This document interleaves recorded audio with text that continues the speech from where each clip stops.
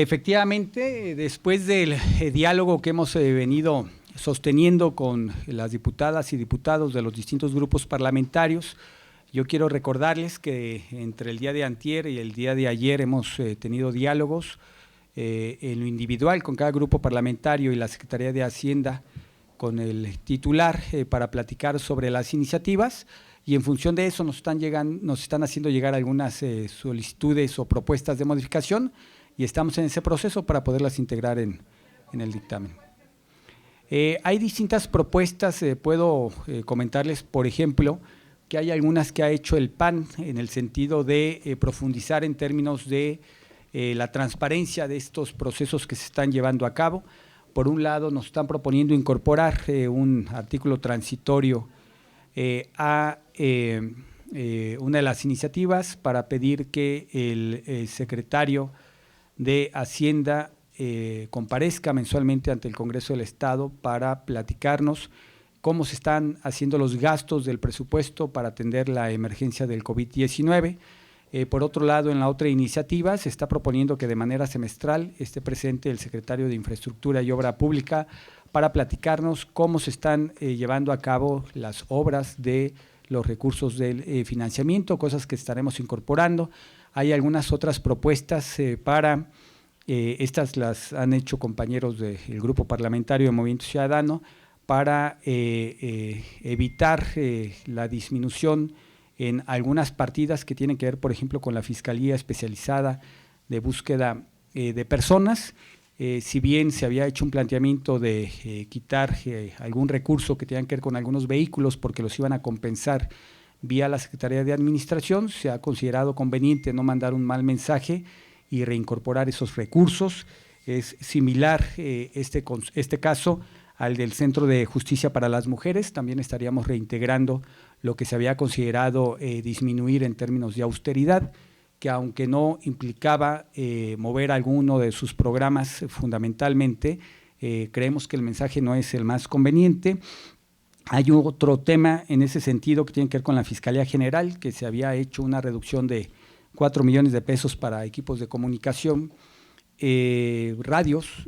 También consideramos conveniente el no hacer la disminución por esa vía para no interrumpir algún tema operativo de la propia Fiscalía, y en función de estas propuestas tenemos que hacer algunos ajustes en términos de los distintos cuadros que vienen en la iniciativa e implica un poquito de trabajo técnico, y en eso estamos. Por eso es que no hemos iniciado la comisión.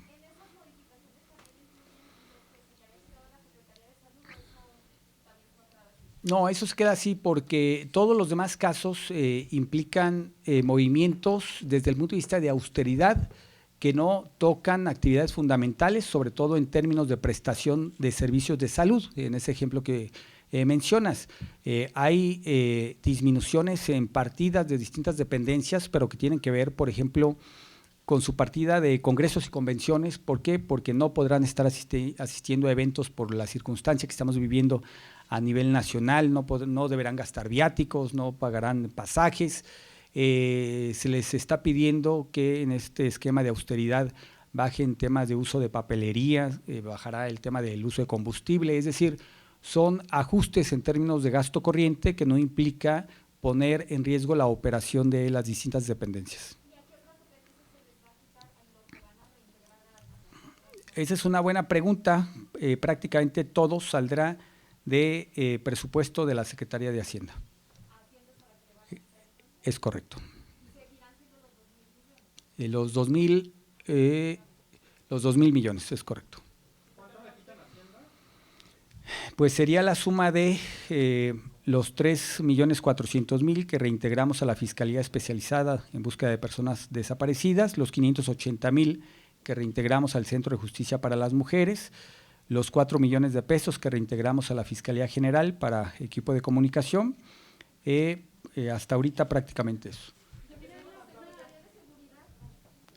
No se pone en riesgo ningún programa fundamental y de prestación de servicios, sobre todo en temas de salud, de educación y de seguridad pública, y todas las modificaciones que se hacen son con ánimos de bajar el gasto corriente. En algunos casos, como por ejemplo lo que se iba a hacer con Fiscalía Especializada de Búsqueda de Personas, era bajar el presupuesto, pero los vehículos le iban a llegar por vía de Secretaría de Administración y su presupuesto. Ahí lo estamos corrigiendo para no mandar un mal mensaje, como les decía, pero en las distintas dependencias ninguna tendrá un impacto en sus actividades fundamentales. No traigo aquí específicamente ese dato, pero ahorita te lo checo y te lo digo exactamente de qué es. Todavía no tengo contacto, hace unos minutos antes de empezar esta rueda de prensa supe de eso y ahorita lo voy a revisar. No, lo que demoró es esto que les acabo de comentar. Naturalmente, en las posturas de todo mundo van a ser consideradas. Hasta ahorita llevamos estas y revisaremos todas las que sean presentadas en la mesa. Se trata precisamente de hacer un ejercicio claro, transparente y que todos, en la medida de lo posible, pues quedemos satisfechos en este ejercicio.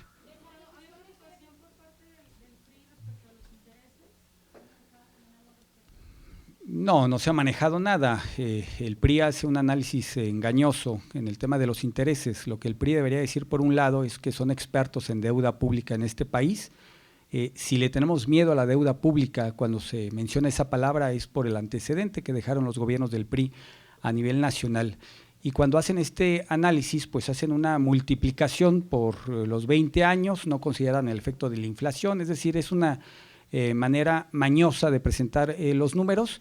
Lo que yo les puedo decir claramente es que pocas veces en nuestra historia hemos tenido tasas de interés tan bajas como las que existen hoy en el mercado nacional e internacional y obedece a la crisis del coronavirus que estamos viviendo. No les puedo decir por un tema bien sencillo. No les puedo decir yo por un tema bien sencillo. Tendrá que haber un proceso de concurso en donde ese proceso precisamente termina ganándolo quien presenta mejores condiciones y la fundamental de esas condiciones pues es la tasa de interés. No lo sé, yo no lo sé porque yo no he hecho un ejercicio de una tasa probable, yo no lo he hecho.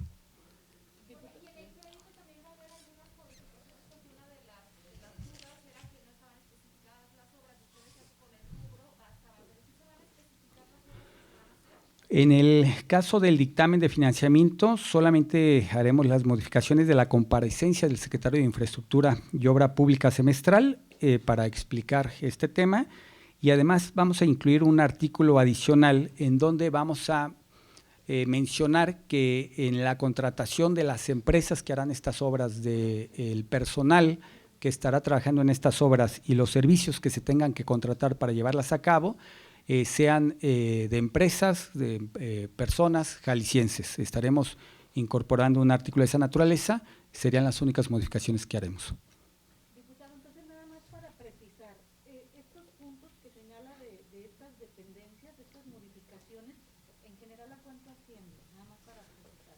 Pues no, a ver si me ayudan con la suma, son 3,400 de la Fiscalía Especializada, 580,000 del Centro de Justicia, 4 millones de pesos de la Fiscalía General, son poquito más de 8 millones 180, algo así, por ahí, es que no lo he sumado. Diputado, la partida que se creó del 2019 que asciende a 3.520, esta cantidad es totalmente de manejo discrecional, ¿verdad? Como todas las partidas, al final de cuentas, las partidas que se autorizan en el presupuesto, una vez que están en las partidas, son de uso discrecional. Aquí hay que recordar que el artículo 51 de la Ley de Presupuesto autoriza que en caso de una emergencia como la que hoy estamos viviendo, se puedan crear partidas de esta naturaleza que se les pongan recursos para atender la crisis. ¿Para qué han sido estos recursos, esa cantidad de 3.520 millones? Han sido para pagar básicamente dos conceptos. Por un lado, lo que tiene que ver con el sector salud, de ahí ha salido recurso para equipar hospitales, centros de salud, para pagar insumos médicos para atender la crisis del COVID, para pagar el personal médico extra que se ha necesitado para esta crisis o se estará necesitando para esta crisis. Y por otro lado son recursos que tienen que ver con el apoyo económico al corto plazo, por decirlo de alguna manera. Ahí están los 600 millones de pesos que se han dado de apoyo a las personas que han perdido su ingreso, este programa de 5,000 pesos de apoyo que se ha estado implementando, el apoyo a las microempresas, está el tema del fideicomiso del maíz, está el tema de los apoyos de transporte, de compra de gel, etcétera, etcétera. ¿Cómo vamos a saber cómo se usa o quién va a administrar o supervisar el uso de ese recurso? Como todos los recursos del presupuesto, los 123,000 millones de pesos que hay en el presupuesto, la información es pública. Además, en este caso en específico, yo recordaría que el gobierno del estado hace algunas semanas presentó una página de transparencia COVID, en donde precisamente estos recursos están siendo transparentados para que todo el mundo sepamos en qué se están gastando, a quiénes se le están generando apoyos. Por ejemplo, serán públicos los padrones de las personas y las empresas que están siendo apoyadas. Vamos a decir que en términos estrictos está claramente establecido que cuando el gobierno va ejerciendo tiene que estar presentando avances de su cuenta pública, tiene que estar subiendo a transparencia. Todo eso, naturalmente, esta partida, como todas las demás, se tiene que cumplir, y adicional a eso, pues está una página de transparencia en el tema de COVID, que es un tema de gobierno del Estado, no del Congreso. Pero esa información está muy atrasada en cuestión de la oportunidad de limitar el gasto. ¿No habrá algún candado para que puedan comprometerse a hacerlo con más actividades de ayuda? Bueno, precisamente considerando eso, supongo que el grupo parlamentario del Partido Acción Nacional nos presentó esta propuesta de que el secretario de Hacienda esté acudiendo mensualmente a este Congreso, específicamente a la Comisión de Hacienda y Presupuestos, a poder dialogar cómo se está gastando el presupuesto en los temas específicos del COVID. Sí. Todavía hay como una danza de cifras muy grande en torno a este tema. A ver, de la partida 4418, que es la específica para COVID, son 3,250 millones de pesos por parte de esa partida. Entonces, ¿por qué el boquete es de 5,000? A ver, el COVID a Jalisco le ha costado 5,600 millones de pesos.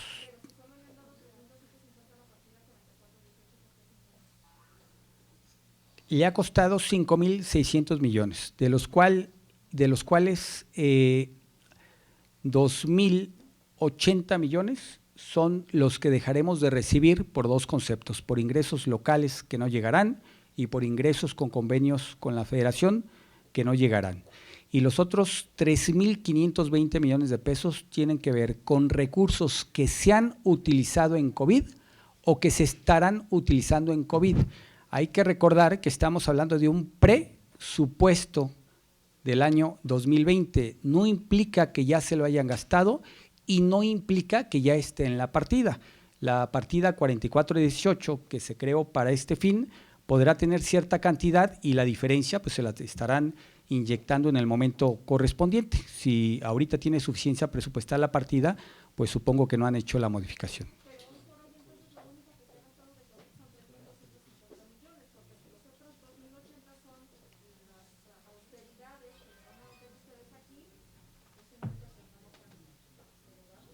No, estamos hablando de dos temas diferentes. Los 2,080 millones son recursos que no van a llegar al presupuesto del Estado vía ley de ingresos que tenemos, porque no cobraremos impuestos. Ya estamos presupuestando que durante este año no vamos a recibir 1,260, ¿son los locales?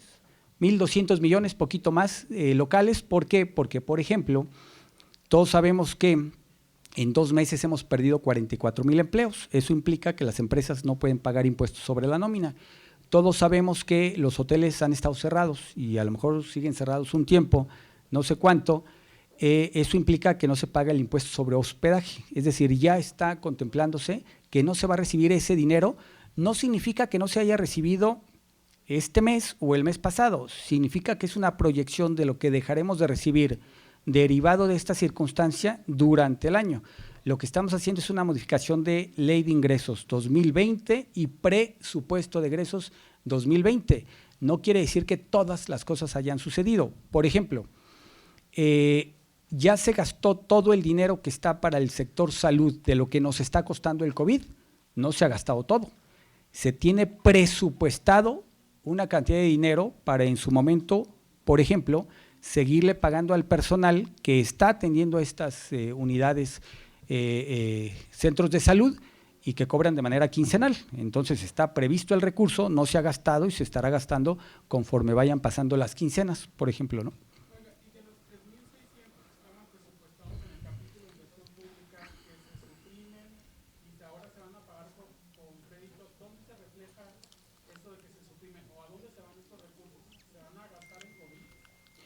Se van a gastar en COVID 3,520 millones y 80 millones se van para compensar parte de los 80 millones que no ingresaremos durante el año 2020. Es decir, tienes ingresos por tienes menos ingresos o tendrás menos ingresos en 2020 por 2,080 millones. Lo que haces es un programa de austeridad de 2,000 millones y te hacen falta 80 millones. De los 3,600 millones, 80 los usas para compensar y 3,520 se destinarán a temas de COVID. O sea, de los 3,600 que era inversión, 80 que se suprimen completamente. Es correcto. ¿Cuántos recursos van a llegar de la federación? 820 millones de pesos. Obedecen a convenios que tiene Jalisco con la Federación y lo explico de la siguiente manera. El gobierno federal, para ejercer su atribución tributaria, para poder estar dialogando con los contribuyentes, incorporándolos al Registro Federal de Contribuyentes, haciendo que paguen sus impuestos, vamos a decir que no tiene la infraestructura necesaria para poderlo realizar.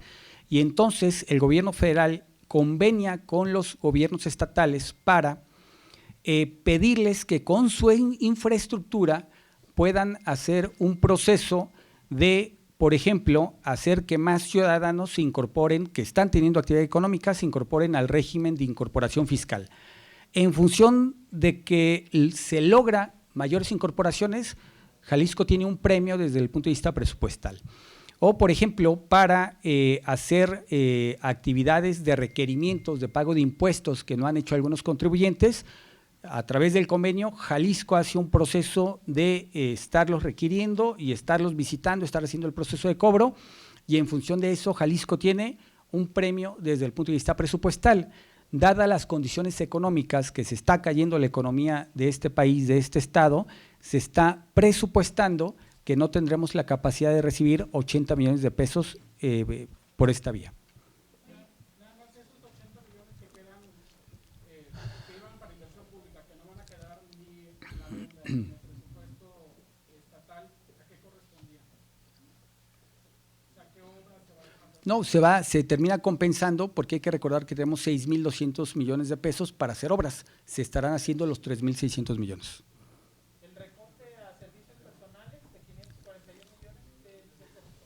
A ver, esta es una muy buena pregunta, miren.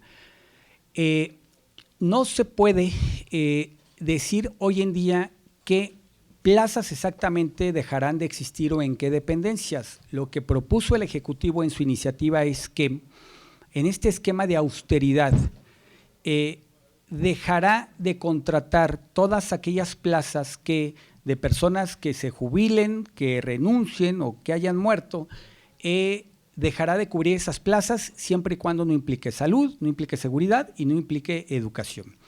Y entonces, en un análisis histórico que hacen de lo que ha sucedido en años anteriores, lo que el gobierno calcula es que tendrá capacidad de ahorrarse 541 millones de pesos. Esto implica que de aquí a que finalice el año, las distintas dependencias que no podrán estar incorporando nueva gente, se empezarán a generar estos ahorros y al final del año estarán cubiertos. Hoy en día no se sabe exactamente de qué dependencias será el ahorro de este capítulo 1000. Lo que estamos claros es que no puede ser educación, seguridad y salud, y de las demás dependencias no sabemos con claridad porque no sabemos qué plazas son las que se van a desocupar. ¿Y el cálculo sale de cuántas plazas? El cálculo lo hacen de un análisis histórico. Revisan lo que ha pasado en los últimos años, más o menos ven la tendencia, saben que quitando estas 3 dependencias podrían tener 541 millones de pesos que se podrían ahorrar si no se contratan nuevas plazas.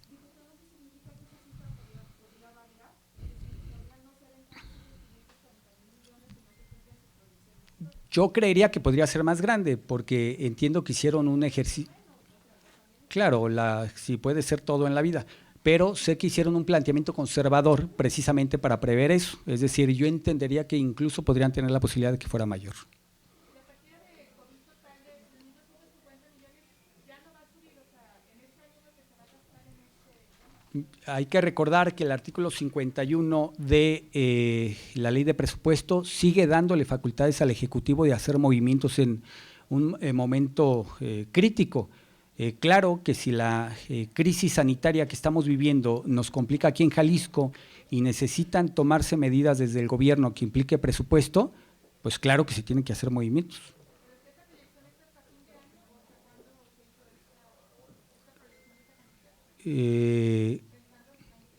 Sí, naturalmente, bueno, eso yo creo que lo tienen que contestar los expertos en salud, yo no soy epidemiólogo.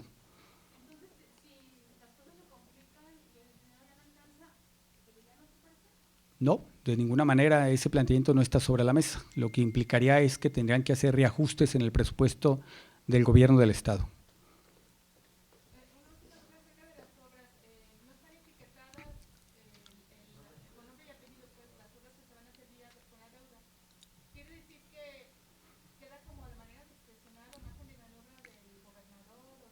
No, no.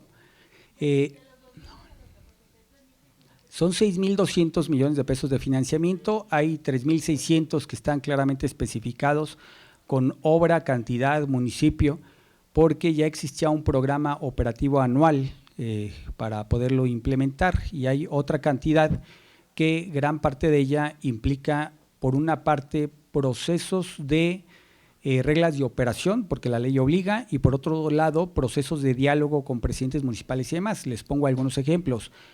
Hay una cantidad de dinero en FOCOSI, que es un fondo concursable para municipios, que tendrán los municipios que hacer su propuesta de su municipio, de su obra en específico, y en función del beneficio social que se pueda tener, el impacto económico y demás, se determinará en función de esas reglas de operación qué obras son las que se hacen.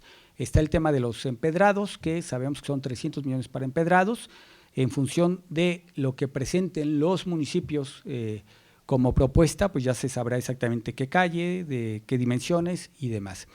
Y hay algunos otros casos, les pongo ejemplos. Hay un diagnóstico que se ha hecho en los últimos meses, desde que llegó esta administración, para hacer un diagnóstico de infraestructura educativa. El diagnóstico ya existe.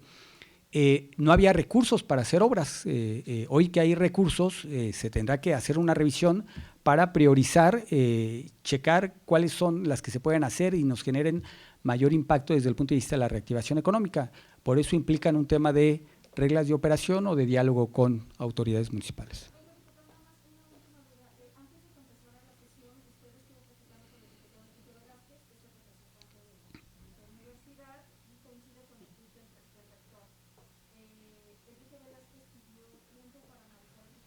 No, nos estábamos dando las buenas tardes, no nos habíamos visto el día de hoy. No, yo hago ese proceso con todas las diputadas y diputados, les platico cuáles son las modificaciones antes de hacerlas aquí, hacer el planteamiento formal. No, no, no, no.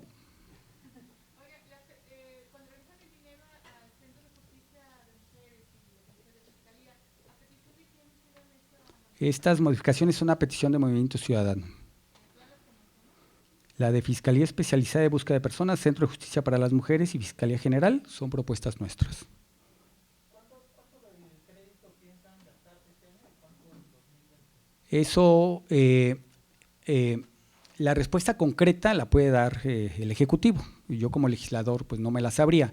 Yo supondría que la intención, bueno, yo sé que la intención es gastar el dinero de manera inmediata en estas obras, porque lo que estamos buscando es la reactivación económica.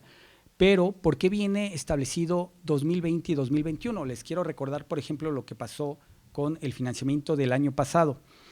una vez que se autoriza el financiamiento y se hace el proceso de concurso con instituciones financieras y además se hace el proceso de armar proyectos, concursar los proyectos, se asignan las obras y demás, por eso los 5.250 millones del año pasado empezaron a ejercerse en noviembre y diciembre. En este caso en específico ya hay proyectos muy claros, que son los que ya estaban en el POA, hay otros que tendrán que hacerse todo este ejercicio, además del tema de lo del recurso, y yo supondría que tendría que ser de manera inmediata, pero entendiendo que hay tiempos que la ley obliga y que hay que cumplir. Bueno, muchas gracias. Permiso.